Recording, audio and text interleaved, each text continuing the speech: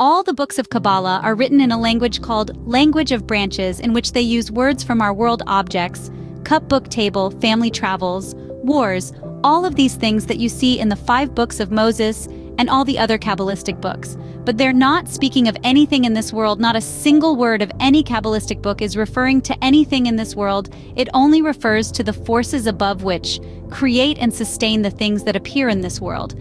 And so the Kabbalists used a special language that would indicate that what they were really speaking about, and only a student who had attained a certain wisdom would be able to understand and hear it that way. Now you have to understand that the world that we live in is not a world of causes, it's a world of outcomes. There is nothing that we do in this world that has any effect whatsoever on the upper world, where our source comes from, where the things that we see in this world take their roots. No physical action has any effect on it. And that's why any of the things that we do in order to solve our problems here in this world have any effect whatsoever on their outcome. Only a connection to the roots, to the causal level of things, can have any effect whatsoever. And this is what Kabbalah deals with. Our reality as a whole is structured in such a way that there is a world that exists above, so to speak, in a world that exists below, and the language of branches points to what exists in the world below.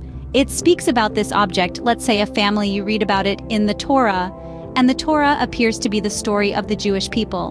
Well, a family will move to a location called a land, but the Kabbalists are not speaking about this at all.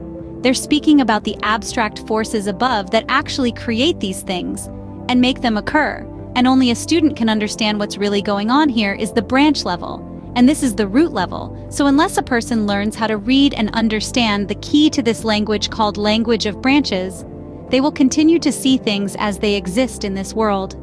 Kabbalah is not a religion, so as a result of those 2 aspects of hiddenness of Kabbalah, and because of a lack of contact with the teaching lineage and the real methodology, people have still needed to know, but they've had to fantasize, they've had to make concoctions of things, and they've gone according to what they could understand without a correct teaching and without the proper inner properties that would allow them to understand it. And so a lot of myths have grown up. Now we will deal with these in a little more detail when we talk about some of the other basic concepts of Kabbalah. But just a couple of the major ones are that Kabbalah is Jewish mysticism. Well, it is neither a religion nor is it mysticism.